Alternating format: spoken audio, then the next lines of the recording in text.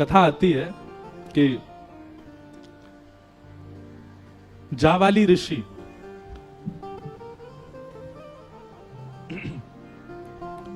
उन्होंने सब प्रकार के तप किए, सब प्रकार के यज्ञ किए, सब प्रकार की साधनाएं की। तब उनके मन में भाव आया कि मैं ब्रह्म विद्या की साधना करूं। बहुत ध्यान से सुनिएगा सब लोग, ब्रह्म विद्या क्या है? ब्रह्म विद्या ब्रह्म ध्यान को ही कहते हैं। भगवान नारायण शेषनाग पर पौड़े रहते हैं, नेत्र बंद कर। किसका ध्यान करते हैं? ब्रह्म विद्या। ब्रह्मा जी चतुर्मुख से नेत्र बंद करके ध्यान में बैठे रहते हैं। किसके? ब्रह्म विद्या। देवादिदेव महादेव हिमालय पर बैठ करके घनघोर विपरीत अवस्था में बैठ करके तप करते हैं। किसका स्मरण करते हैं? ब्रह्म विद्या। मतलब देवादिदेव महादेव ब्रह्म भी जिसका ध्यान करें वो है ब्रह्म विद्या। अब ब्रह्म विद्या क्या है? खीर में नमक डालने के समान होगा, उसकी ज्यादा व्याख्या, बस बात सुन लो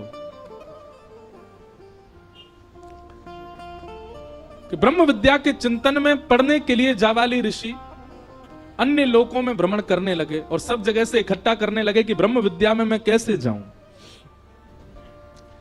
तभी विचरण करते करते किसी लोक में उनको एक परम सुंदरी कन्या दिखाई दी। बहुत ध्यान से सुनना। परम सुंदरी कन्या दिखाई दी और वो कन्या भी ध्यान में बैठी थी।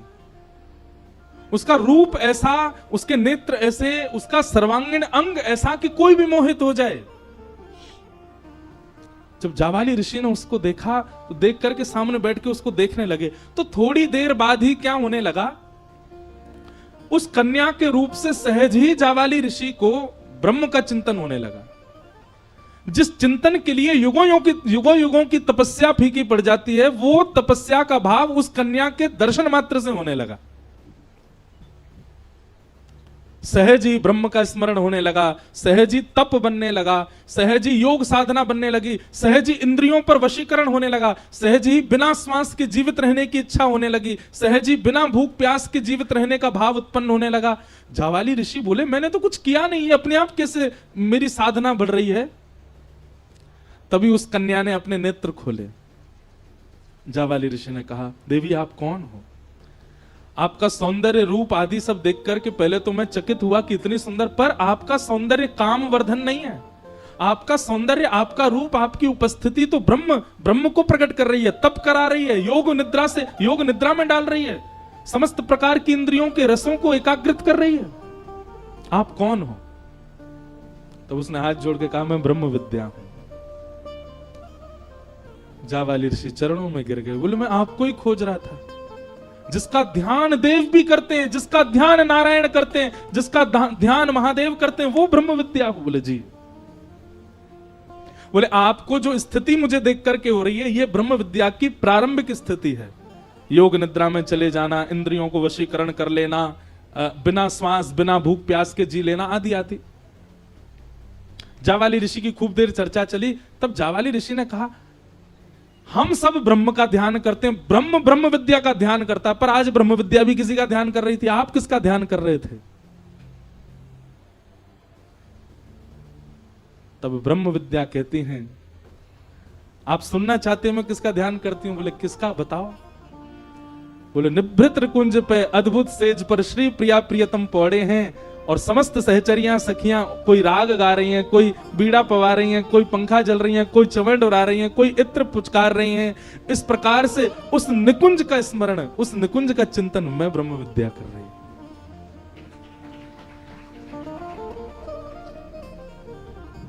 पल्ले पड़ी बात। तब जावाली ऋषि कहते हैं, मतलब मैं तो अभी तक मानता था ब्रह्मांड में सबसे बड़ा ध्यान ब्रह्म विद्या का है, लेकिन आज आपको सुनकर के लग रहा है कि आप भी जिसका ध्यान करती हैं तो इसका मतलब सर्वश्रेष्ठ ध्यान वही है। तब ब्रह्म विद्या ने वेद खोला। बोले महादेव मेरा चिंतन नहीं करते, वो मेरा आश्रय लेते हैं कि हे ब्रह्म विद्या आप कृपा करो और निकुंज का दर्शन कराओ। तब मैं निकुंज प्रकट करती हूं उनके चिंतन में। तो कैलाश पर बैठे हुए महादेव जपी से दिखाई देते हैं, तपी से दिखाई देते हैं, योगी से दिखाई देते हैं, पर ब्रह्म विद्या का चिंतन करते करते करते वे भी निकुंज की एक सहचरी बनकर के प्रिया प्रियतम को लाड़ लड़ाते हैं। वो उस ध्यान में रहते हैं, गोपी भाव में चले जाते हैं। शेषनाग पर पौड़े हुए नारायण चतुर्भुज रूप हैं, लक्ष्मी चरणों में बैठी हैं, वह भी मेरा आश्रय लेकर के निकुंज के अपने ही रूप का दर्शन करते हैं। ब्रह्म विद्या, ब्रह्म चिंतन, ये योगाध्यास, निरिध्यासन आदि, इन सब का मूल क्या है? बोले गोपी भाव। तब जावाली ऋषि ने चरणों में प्रणाम करके कहा, आप मुझ पर कृपा करो। तब ब्रह्म विद्या ने जावाली ऋषि को कहा कि अब आप प्रारंभिक श्रेणी तो पार कर चुके हो, अब मेरा चिंतन करते करते निकुंज का चिंतन करो, युगल का चिंतन करो। तब अन्य किसी लोक में अत्यंत तपोनिष्ठ श्री जावाली ऋषि बैठे हैं और बैठ करके चिंतन करते करते करते करते करते ब्रह्म विद्या ने उनको निकुंज का दर्शन कराया। निकुंज का दर्शन करते ही ललता विशाखा आदि सखियां चमन डुरा रही हैं, प्रिया प्रियतम विलास कर रहे हैं। आहा,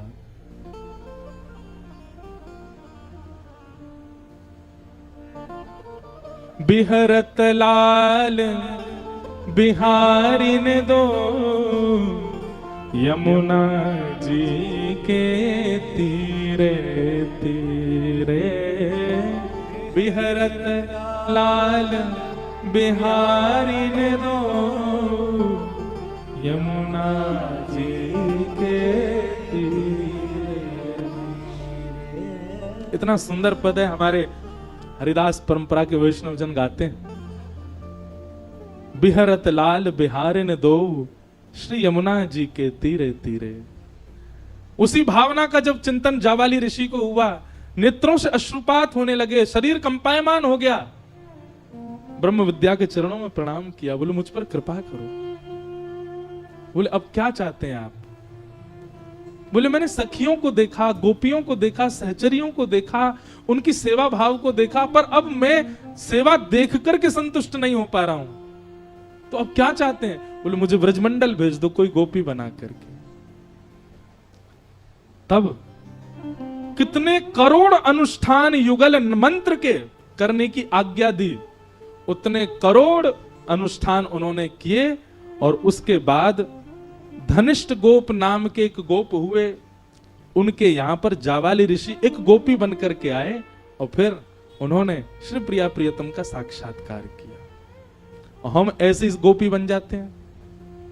मैं ये बात समझाना चाहता हूं, जिन गोपियों के भाव को हम कल से सुनते आ रहे हैं, जिन गोपी के प्रेम की भावना में हम यहां बैठे हैं, जिन गोपियों की चर्चा के लिए 4 दिन हम लोग यहां, उसके लिए भूल से भी मत सोच लेना कि वह भाव हमारे चित्त में इन 4 दिनों में आ जाएगा।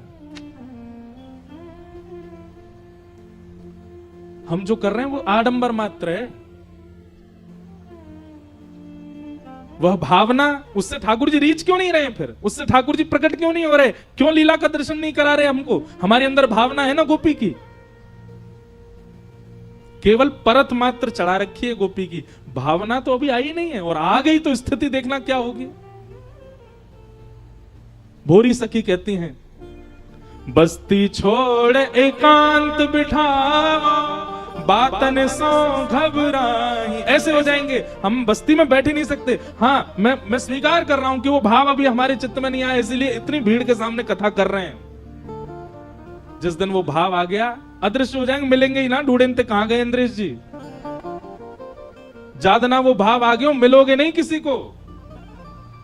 बातन सो घबराई। अभी हमको चुटकुल्ला सुनने में मजा आता है, हास्यपद बातों में आनंद आता है, एक दूसरे के संग क्रीड़ा कर रहे हैं, आदि आदि सब बातें बढ़िया लगती हैं। गोपी भाव आ गया तो बातन सो घबराई, मुझसे कोई बात ना कर ले। क्यों?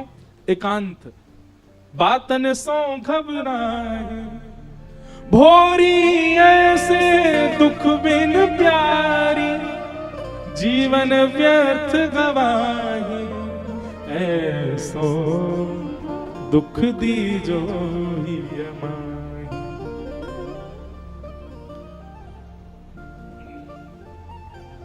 अर्जुन श्री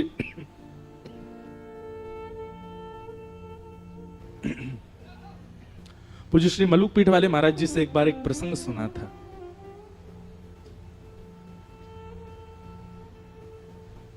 कि भगवान श्री कृष्ण जब द्वारिकाधीश बन गए तो कभी कभी इंद्रप्रस्थ आया करते थे पांडवों से मिलने। तो एक नियम था ठाकुर जी का, सब लोग इधर देखो, बहुत ध्यान से सुनो। एक नियम था ठाकुर जी का, क्या? ये बात हम आपको 2 दिन ऐसा क्यों समझा रहे हैं पता है? कल जिस रास को आप सुनोगे वो गोपियां सामान्य नहीं है। पहले उन गोपियों की स्थिति जान लो, इसलिए हम बता रहे हैं। हम गोपी बनने के लिए इस कथा को नहीं, वो तो कान पकड़ लीजिएगा, नहीं बन पाओगे आप, नहीं आ सकते उस भावना में, उसकी छींटा पड़ जाए बहुत मानो। तो कल रास का प्रसंग सुनते समय आपके चित्त में ये होना चाहिए कि ये गोपियां सामान्य नहीं है, जिनके चरण ठाकुर जी पकड़ रहे हैं, जिनका हाथ लेके ठाकुर जी डोल रहे हैं, जिनको अपना अपना उच्छिष्ट पान ठाकुर जी खवा रहे हैं और नेक खवा के फिर उन्हीं को उच्छिष्ट स्वयं भी पा रहे हैं, जिनके गले में गलवैयां डाल के ठाकुर जी घूम रहे हैं। शरद पूर्णिमा की रात्रि में रात भर ठाकुर जी नृत्य कर रहे हैं, आज भी करते हैं, वृंदावन में आज भी रास चल रहा है। वो गोपियां सामान्य नहीं है, तो उनकी असामान्यता चित्त में आपके व्यवस्थित हो, इसलिए हम ये सब बात बता रहे हैं। तो भगवान का नियम था, जब भी ठाकुर जी इंद्रप्रस्थ आते थे, एक दिन ठाकुर जी किसी से नहीं मिलते थे। 4 दिन 5 दिन जितने भी दिन हैं, तो सब पांडवों को भी पता है कि उनमें से पहले ही पूछ लेते थे कौन से दिन आप किसी से नहीं मिलोगे, ना कुछ पाएंगे, ना कुछ पिएंगे, ना किसी से मिलेंगे। करते क्या है ठाकुर जी उस दिन यमुना जी के तट पर चले जाते हैं और ब्रज से यमुना जी जा रही हैं, तो ब्रज से आती हुई यमुना जी का दर्शन करते हैं ठाकुर जी। और श्री यमुना जी को बार बार देखते हुए ठाकुर जी नंद यशोदा गोपी ग्वाल श्री जी किशोरी जी सबको देखते हैं। एक दिन ठाकुर जी ने संदेशा भिजवाया ब्रज। कोई ऐसी भावना, ये भी कहीं सुनी हुई कथा थी कि सब ब्रजवासियों को जाके एक भाव कह दो, कहा कि श्री यमुना जी में स्नान कियो करें, नित्य सब करती हैं ब्रजवासी, पर ब्रजवासियों को जाके एक सूचना ठाकुर जी ने दिलवाई। ब्रजवासियों को नहीं पता था, ठाकुर जी ने भिजवाई। ऐसा भाव भिजवाया कि किसी वैद्य ने आज्ञा की है कि आप सब नित्य अपने चरण धोया करो यमुना जी में। तो उस भावना से सब ब्रजवासी नित्य जाकर के अपने चरण प्रक्षालन करते हैं, चरण डाल करके बैठे, नेक नेक चरण धो में तो कोई रोग नहीं होगा, ऐसी भावना। लेकिन वो ठाकुर जी अपने लिए करवाते हैं। जब यमुना जी बहती वही इंद्रप्रस्थ आती हैं, पूरे दिन ठाकुर जी केवल दर्शन करते रहते हैं यमुना जी का, और उनके सुंदर जल को अपने साथ ले जावे, उनके सुंदर जल को कभी शीश से लगावे, बैठे बैठे कभी भाव आ जाए नेत्रन से लगावे, बैठे बैठे कभी हृदय से लेकर के जैसे कोई लेप लगावे, ऐसे ठाकुर जी यमुना जल को लेप अपने वक्ष पर करें, अपने सर्वांगीण अंग में। संपूर्ण स्नान एक बार में नहीं कर रहे हैं, नेक नेक जल ले ले करके कभी कहीं गीलो कर लें, कभी कहीं धारण कर लें। जन कौन की याद कब आ जाए ब्रज में, वाक्य भाव से ठाकुर जी धारण कर लें।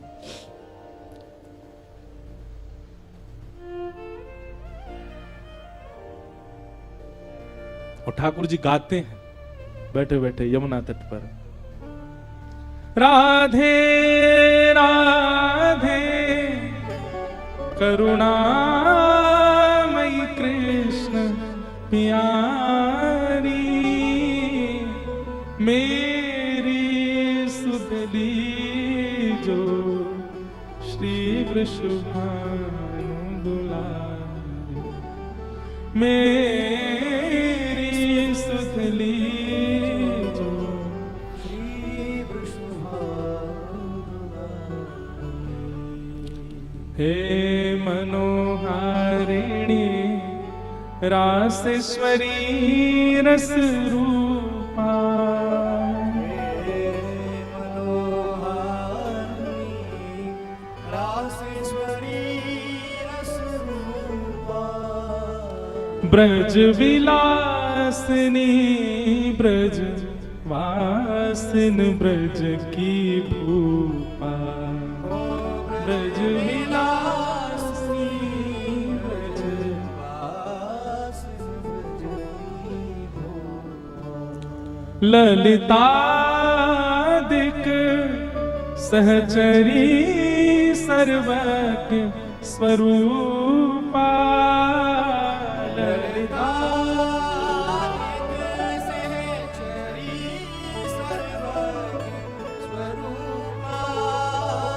मेरी सुधली जो श्री वृषभानु दुलारी।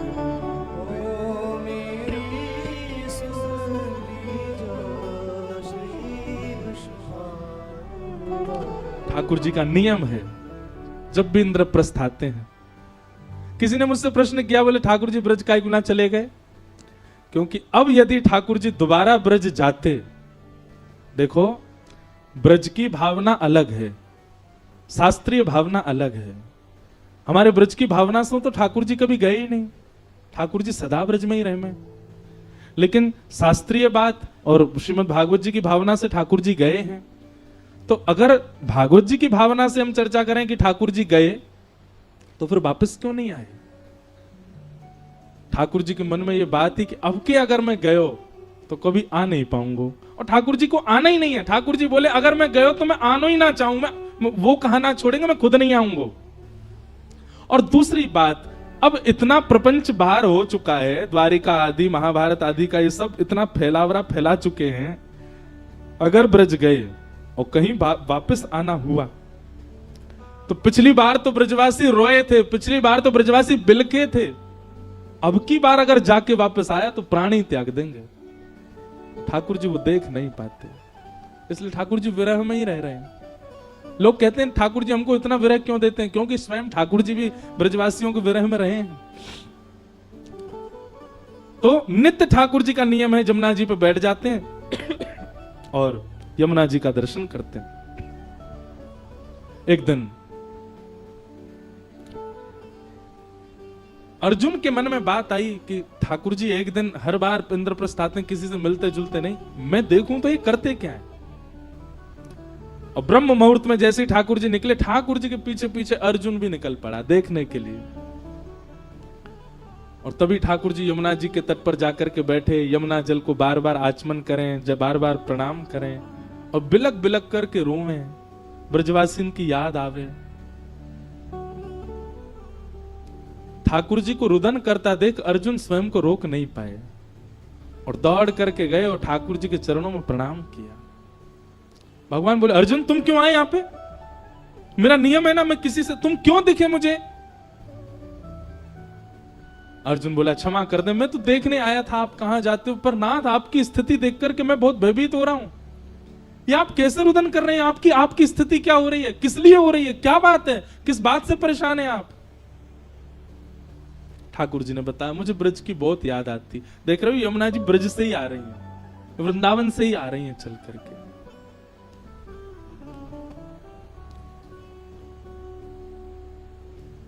अर्जुन कहते आप नाथ एक बात बताओ, ऐसा क्या है ब्रज में, या ऐसा क्या है ब्रज गोपियों में, या ऐसा क्या है नंद बाबा यशोदा में, जिनके लिए आप इतने व्याकुल होते हो? ब्रज में ऐसा क्या है जो आप ऐसे हैं? ठाकुर जी बोले पहले उद्धव को भेजा था मैंने, अब मैं बार बार थोड़ी भेजता रहूंगा। उद्धव तो संभल के आ गया 6 महीना में, शाम तक के लिए बोल के गया था, 6 महीना में लौट के, अब तुझे भेज दूंगा तो तू तो हो सकता वापस ही नहीं आवे। बताने के लिए तो मैं नहीं बता सकता ब्रज का भाव क्या है, लेकिन चल तुझे दर्शन कराता हूं। और ठाकुर जी अर्जुन को लेकर के श्वेत द्वीप पहुंच गए और श्वेत द्वीप जाकर के ठाकुर जी ने दिखाया एक पर्वत, अद्भुत पर्वत चमक रहा है, ना उसमें वृक्ष है ना पौधे हैं, किसी भी प्रकार की कोई वस्तु नहीं है, केवल चंद्रमा की भांति वो पर्वत चमक रहा है। और उस पर्वत के ऊपर में एक अंगुष्ठ के नख पर, दोनों भुजाएं ऐसे ऊपर करके, और एक अंगुष्ठ के नख पर एक ऋषि खड़े हैं और तप कर रहे हैं। अर्जुन पहुंचे, अर्जुन ने जाकर के कहा हे ब्रह्मण्य, हे ऋषिदेव, आपको बारंबार प्रणाम। उनके नेत्र खुले। अर्जुन आप अकेले आए हैं, ठाकुर जी नहीं आए आपके साथ? बोले हाँ आए हैं, नीचे खड़े हैं। बोले मैं उनकी तपस्या के लिए कितने वर्षों से तप कर रहा हूं, कृपा करके उनका दर्शन कराओ। ठाकुर जी सन्मुख आए, ठाकुर जी ने उनको आशीष प्रदान किया। अर्जुन ने पूछा कि आप इसी पर्वत पर खड़े होकर के क्यों कर रहे हैं और आपकी भावना क्या है? तब संत ने बताया, बोले ये पर्वत सामान्य पर्वत नहीं है, ये हमारे ही कितने जन्मों से हम तप कर रहे हैं और हमारे तप करते ही हमारी अस्थियां जो हैं वही पर्वत में विलीन होती जा रही हैं। तो इतने जन्म हम व्यतीत कर चुके जितना बड़ा ये पर्वत है, और ये अब हमारे इतने जन्म के बाद अब ठाकुर जी मिले हैं। ठाकुर जी ने मांगा, ठाकुर जी ने कहा वरदान मांगो, क्या वरदान चाहिए? तब उन्होंने कहा कि हमें भौम वृंदावन का वास चाहिए, श्री वृंदावन वास चाहिए नाथ। ठाकुर जी ने अर्जुन की ओर देखा, देख रहे हो इतने वर्षों से ये तप कर रहे हैं और इतने जन्म इन्होंने व्यतीत कर दिए केवल भौम वृंदावन को देख, भूमि के वृंदावन को देखने के लिए। भूमि का वृंदावन मतलब जो हमको दिख रहा है, इससे भी एक और भीतर है, वो श्री वृंदावन, निज वृंदावन है, उस तक तो भूले ही जाओ। भौम वृंदावन की प्राप्ति के लिए इन्होंने इतना तप किया कि इनके पूर्व जन्मों की अस्थियां पहाड़ बन गईं। तब ठाकुर जी बोले, देखो तुम्हारे तप से हम तुमको दर्शन देने तो आ गए, तुम्हारे तप से हमने वरदान देने की आज्ञा तो कर दी, पर वरदान में जो तुमने मांगा है वो हमारे वश में नहीं है देना। वो तो श्री प्रिया जी दे सकती हैं, वो तो हमारी श्री किशोरी जी दे सकती हैं, हमारी लाडली जी दे सकती हैं। मैं ब्रजवासियों के दर्शन का सुख दे सकता हूं, संत सेवा दे सकता हूं, गौ सेवा दे सकता हूं, सुख समृद्धि और सब कुछ दे सकता हूं, अपना दर्शन तक दे सकता हूं, इंद्र की पदवी दे सकता हूं, ब्रह्मलोक दे सकता हूं, रसातल दे सकता हूं, पूरी भूमि का नृप बना सकता हूं। वृंदावन देवी की सामर्थ्य मुंह में भी नहीं है। अर्जुन बोले, नाथ इतने निष्ठुर मत हो, देखो उन्होंने कितने जन्म व्यतीत कर दिए, आज जाकर के आप उनको दर्शन दे रहे हो और उसके बाद भी आप मना कर रहे हो कि आप वरदान नहीं दे सकते, ऐसा तो मत करो नाथ। अर्जुन ने भी प्रणाम प्रार्थना की, सामने वो ऋषि भी रुदन करने लगे। तो ठाकुर जी बोले, रुको हम श्री जी से प्रार्थना करते हैं। सोई ठाकुर जी नेत्र बंद करके बैठे, श्री जी को ध्यान किया और श्री जी प्रकट है गई। हे लाडली जी, एक आपसे निवेदन है। किशोरी जी बोले, हाँ कहो। बोले, ऐसे ऐसे एक महात्मा हैं, उन्होंने तप किया है, पर उन्होंने केवल कृष्ण नाम का तप किया है, उन्होंने युगल उपासना नहीं की है, उन्होंने केवल हमारी आराधना की है। आप कृपा करके उनकी भावना सुन लें, वो ब्रजवास चाहते हैं, वो भौम वृंदावन का दर्शन करना चाहते हैं। किशोरी जी तो देवई वारी मतलब कहने ही वाली, तथास्तु। इतने में सखी आगे आगे ललिता विशाखा ने कही, नहीं नहीं नहीं नहीं नहीं नहीं, ये तो हमारी बड़ी भोरी भारी है, इन्हें तो हम छुपा के रखें, इनके आगे तो न कोई रो जाए न कोई झूठे के आंसू बहा दे, ये तो तुरंत कृपा कर दें। कैसे नंदन नंदन, सीधे कैसे किशोरी जी को ध्यान कियो, आपने हमसे पूछी, हमसे आज्ञा ली। ठाकुर जी बोले, क्षमा कर दो, कभी कभी तो हमको अधिकार है सीधे किशोरी जी से बात करवे को। ललिता विशाखा बोली, बिल्कुल नहीं, पहले आपको हमको बताने पड़ेगा। हाँ, रास बिहार की भावना, कुंज क्रीड़ा की भावना है, विलास की भावना है, उसमें आप स्वच्छंद हैं, आप कभी भी आओ, पर ये कोई और की गुहार लगानो, कोई की बात किशोरी जी से कहनो, ये सब आप सीधे नहीं कह सको, पहले हमसे चर्चा करनी पड़ेगी। किशोरी जी तो पीछे बैठा दें, ललिता विशाखा बैठ गई, हमको बताओ कहाँ बात है। ठाकुर जी ने बताई, इतने वर्षन से तपस्या कर रहे हैं, इतने जन्म व्यतीत कर दिए, इनको भौम वृंदावन का दर्शन करना है, भौम वृंदावन का वास करना है। विशाखा जी बोली, यानी युगल उपासना तो करी ना है, अकेले तुमको ध्यायो है, किशोरी जी को तो नामों नहीं लियो। बोले, अब उनको पता नहीं, उनसे न अपराध बन को। बोले, नहीं, भौम वृंदावन के लिए तो युगल उपासना बहुत आवश्यक। अब कछु तो कृपा करो इन पे। तब ललिता विशाखा जी ने किशोरी जी की ओर देखो, बोले, वैसे तो ये अधिकारी नहीं है वृंदावन जावे को, पर किशोरी जी और आपकी भावना है, किशोरी जी कृपा करना चाहे तो हाँ, इतनी कृपा इन पे है जाएगी कि 3 दिन बाद वैकुंठ जाएंगे अपने प्राण त्याग करके। वैकुंठ जावे से पहले 3 दिन के लिए इनको वृंदावन दर्शन करने का अनुभव होगा, इनको अनुमति मिलेगी, बस इससे ज्यादा नहीं। ये सब देख करके अर्जुन अपना सिर पकड़ करके बैठ गए। ठाकुर जी, मैं आधा पागल पहले था, पूरा पागल आज हो जाऊंगा। जो वृंदावन है कि ये ब्रजमंडल है, क्या भला है कि कैसे ये सब क्या चल रहा है? इतने वर्षों की तपस्या, इतना व्यक्ति परिश्रम कर रहा है, इतना आपकी उपासना कर रहा है, आपसे वरदान मांग रहा है। किशोरी जी वरदान देना चाहती है, ये बीच में ललिता विशाखा आ गई, इनने आकर के वरदान रोक दियो और बाकी बात वरदान 3 दिन को दियो। ऐसा क्या है ब्रज वृंदावन? ठाकुर जी मुस्कुरा के बोले, जो समझ में आ जाए समझो वो कछु और है, वृंदावन नहीं है। और जो पल्ले ही ना पड़े, जो चित्त में ही नहीं आवे, जो समझ में ही नहीं आवे, वही प्रेम नगर हमारो वृंदावन है। वृंदावन सामान्य नहीं है। सोचो, इस कथा को सुन करके सोच के क्या भावना उत्पन्न हुई? हम खा रहे हैं, हम पी रहे हैं, हम सो रहे हैं, हम डोल रहे हैं, हम पाप भी कर रहे हैं इस भूमि में आकर के, जहां अनंत कोटि जन्मों तक तप करने के बाद केवल 3 दिन का दर्शन प्राप्त होता है, वहां हम ये सब क्रिया कर रहे हैं। तो या को मतलब हमने कितनों तप किए होगा, कितनी भजन साधना करी होगी, कितनों यज्ञ नेम किए होगो। और आपसे भी ज्यादा तो जाको जन्म वृंदावन में भयो, ब्रजवासी है, वहां पर कितनी बड़ी कृपा है ब्रज की। और फिर भी हम ब्रज महिमा नहीं जान पा रहे, ब्रज के भाव नहीं जान पा रहे। इतनो अनुग्रह, इतनी कृपा, इतनी मिन्नत करनी पड़े तब जाकर के श्री ब्रज में 3 दिन को दर्शन प्राप्त हो गए। हम तो यही रह रहे हैं। यहां को मतलब किशोरी जी, ठाकुर जी ने कितना बड़ा अनुग्रह किया हमारे ऊपर। और वहां में भी गोपी भाव, जो सर्वोत्कृष्ट भाव है, सर्वोच्च भाव है। हम ब्रज में आ गए, ब्रज में जन्म ले लियो, ब्रज में रह रहे हैं, यही बहुत बड़ी बात है। गोपी भाव तक पहुंचना तो बहुत ही मुश्किल है। गोपी भाव तक आ जाना तो अति दुर्लभ। इसीलिए प्रथम सखिन को पूजिए, प्रथम सहचरीन को पूजिए, प्रथम गोपीन को पूजिए, पांचे राधा कृष्ण ध्याइए। बाद में उनसे प्रार्थना करो, क्योंकि जब तक इनकी कृपा नहीं होगी, इनको अनुग्रह नहीं होगा, ये हम पर आनंदित नहीं होंगे, तब तक ब्रज वृंदावन प्राप्त ना हो सके।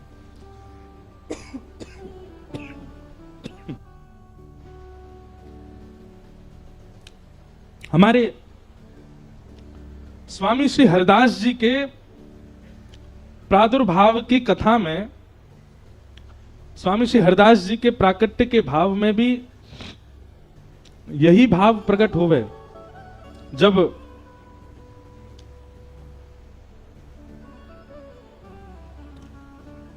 स्वामी जी के प्राकट्य की कथा आवे तो वहां पर भी ऐसी भावना है कि जो जपना, भगना, भीला, गंगाधर और गुरुजन, ये 5 भाव और प्रकट भय स्वामी जी के पास। तो ये 5 भाव कौन है? तो इनके पूर्व जन्म की कथा बताई जाए कि ये 5 ऋषि हैं। नारद जी को दर्शन कराने के लिए श्री द्वारिकाधीश इनके पास लेकर के गए, और तब जाके पता चली कितने वर्ष, कितने युग कल्पन से वे तपस्या कर रहे हैं। और काय बात की, केवल निकुंज में प्रवेश चाहे। तब ठाकुर जी के श्री वक्ष से दिव्य तेज प्रकट भयो। वही में से श्री ललिता जी आई, और ललिता जी ने आकर के उनको गोपाल चूड़ामणि मंत्र को ज्ञान दिया और कही कि इतने पुरुषण करो तब जाकर के आप ब्रज में जन्म लोगी। तब नारद जी ने पूछी कि 5 ही क्यों है, 5 ऋषि ही क्यों है? तब ठाकुर जी ने बताई, ये ब्रज की गोपीन की 5 ज्ञानेंद्रियां हैं। सावधानी से सुनो। आंख, नाक, जीव, कान और त्वचा, ये 5 ही व्याकुल होते हैं कृष्ण दर्शन में। नेत्र देखने के लिए, कान सुनने के लिए, नासिका ग्रहण के लिए, जिह्वा रस के लिए और त्वचा स्पर्श के लिए। यही 5 इंद्रियां इतनी व्याकुल हुई, इतनी व्याकुल हुई ब्रज की समस्त गोपियों की, कि इन 5 इंद्रियों ने ही ऋषि रूप धारण कर लिए। ब्रजमंडल की लाखों गोपियों की 5 इंद्रियां ही ऋषि रूप धारण करके गई हैं। और तब जाकर के उन्होंने अनंत वर्षों तक तप किया। समस्त गोपियों के नेत्र एक ऋषि बन गए, समस्त गोपियों के कान दूसरे ऋषि बने, समस्त गोपियों की त्वचा तीसरी ऋषि बनी, समस्त गोपियों की जिह्वा चौथी ऋषि और ग्रहण इंद्रिय 5वीं, 5 ऋषि। और इन्हीं 5 ऋषियों ने अनेक वर्षों तक तप किया। तब जाकर के भगवान नारद जी के साथ आए, तब भी इनको निकुंज नहीं दे पाए। तब श्री ललिता जी आई। ललिता जी कौन है?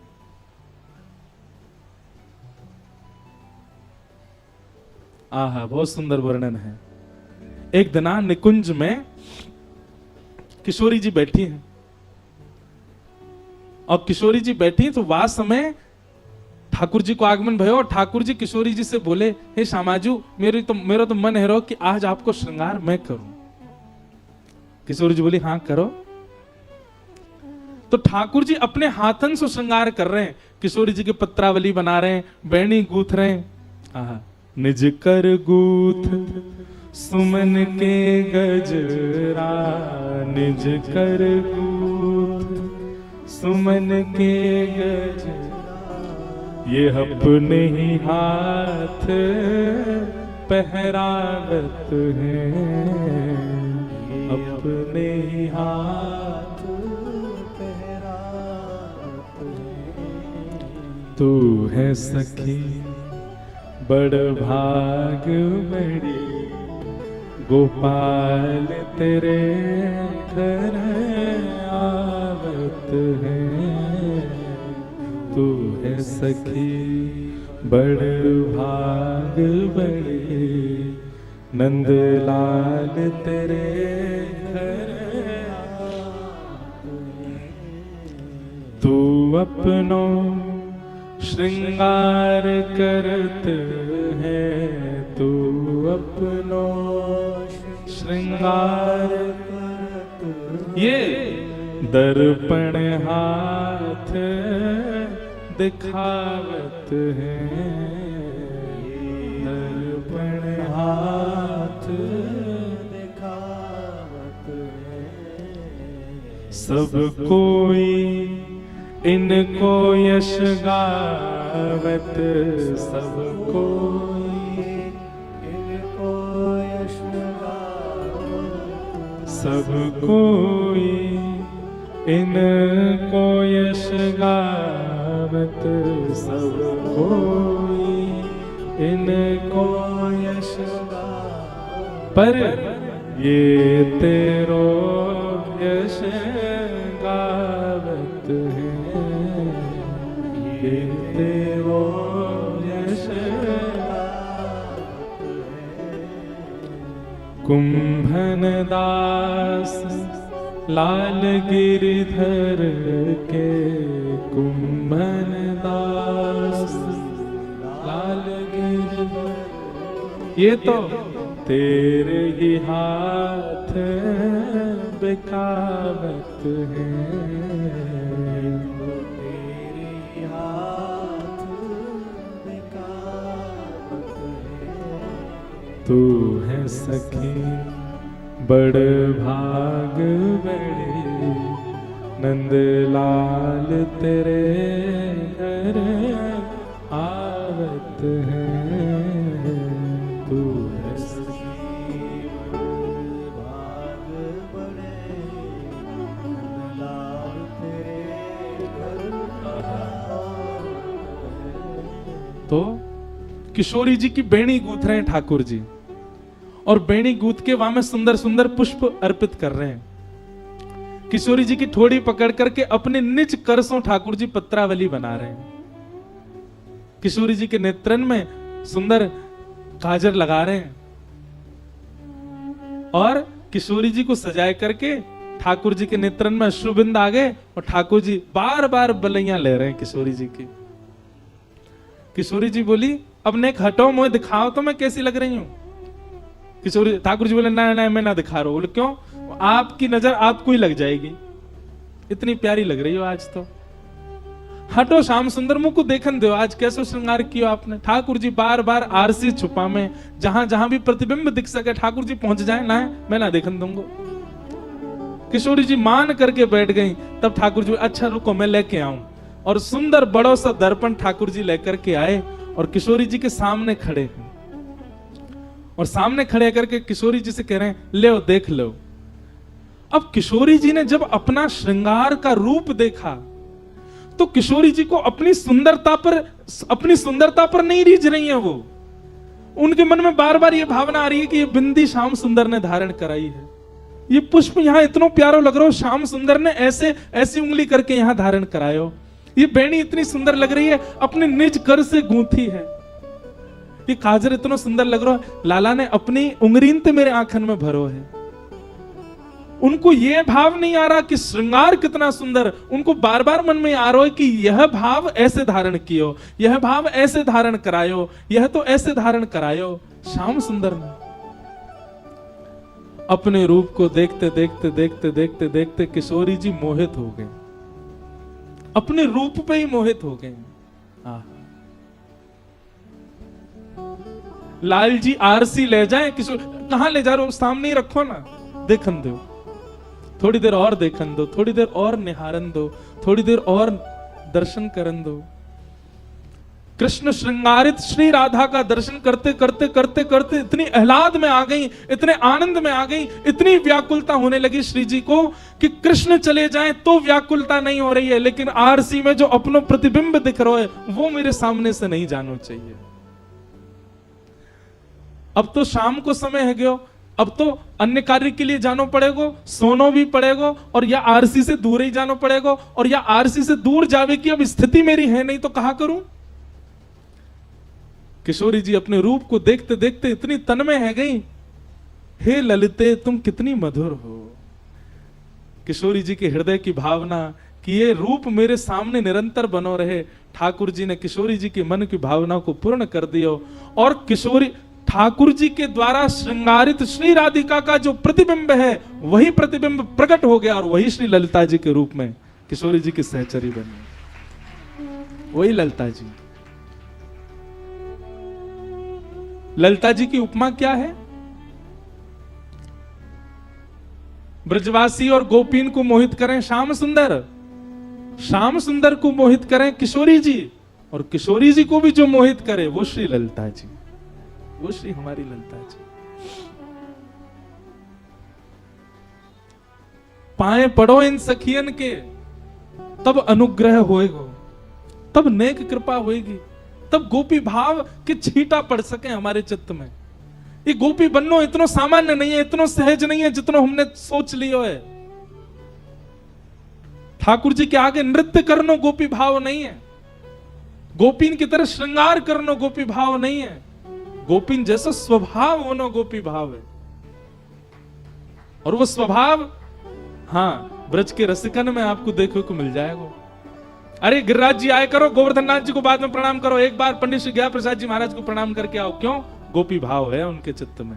ये लाला के बाबा की जय, बाबा के लाला की जय, लाला बाबा, ये बाबा कोई जय जयकार हो। ये हमारे प्रथम श्रोता हैं बाबा, पूरी कथा सुने सामने बैठ के। पाए परो इन संतन के, रसिकन के। हमारे वृंदावन के पूज्य श्री प्रेमानंद जी महाराज, उनमें गोपी भाव है, प्रणाम करो। हमारे श्री तटीय स्थान वाले पूज्य महाराज जी, चरण पड़ो उनके, ब्रजरज माथे से लगा के डोले करो, उनमें गोपी भाव है। हमारी इतनी उपमा तो नहीं ललिता विशाखा तक हम पहुंच सके, पर इनके पाए पड़ो।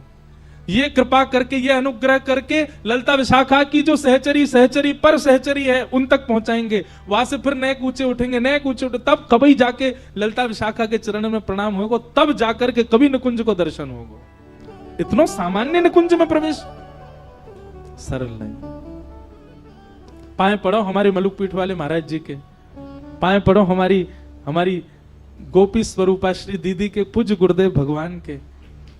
इनकी कृपा से एक ऐसी गोपी प्रकट भई जाने श्री जी के यश को गा गा करके सबन को आनंद कर दियो। पाए पड़ो हमारे पूज्य श्री रसिका पागल बाबा के, जिनने ऐसे दो निधि प्रदान कर दिए ब्रज को।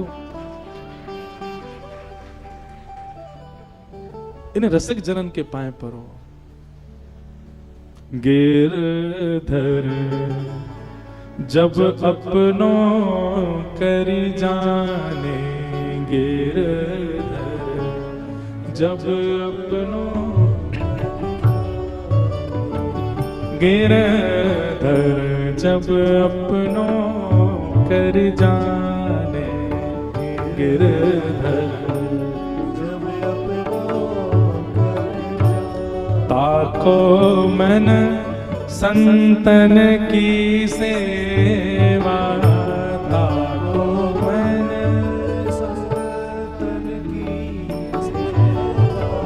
मौन क्यों बैठे हो आप लोग? सुन के पीछे जो पद याद है वह तो ऐसे जोड़ते गा में, और जो याद ना है वह में ऐसे चुप काई को लगाए जाओ। ठाकुर जी अपनों कब मानेंगे ये पद में बताए हो जा रहे है। ताको मन संतन की सेवा, ताको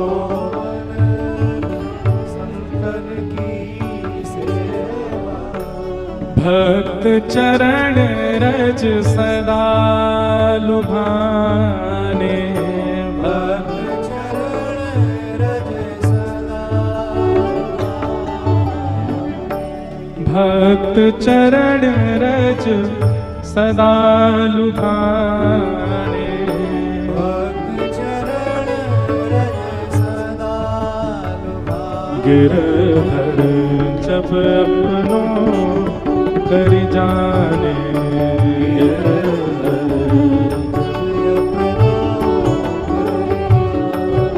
हे गिरधर जब अपनों कर जाने।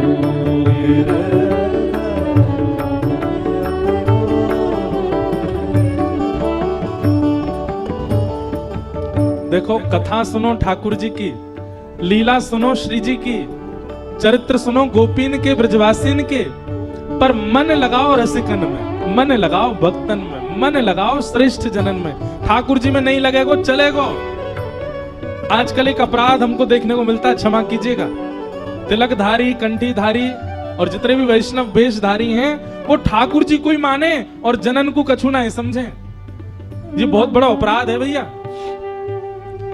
हम ठाकुर जी को माने ही एक बात है, और एक बात और सुनो, ये पांचे भी है सके, पांचे ठाकुर जी को ध्यान लियो, लेकिन वहां से पहले ब्रजवासी इनको, रसिक संतन को, वैष्णव जनन को, इनको प्रणाम करो। इनकी कृपा से गोपी भाव आवेगो चित्त में।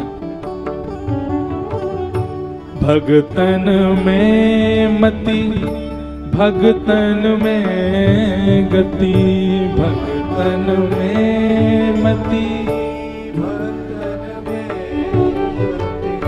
भगतन में मति, भगतन में गति, भगतन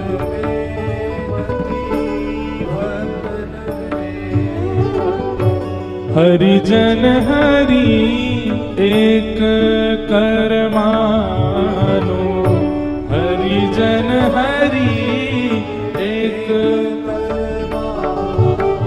कभी कभी एक काम करे करो, ब्रज में आए के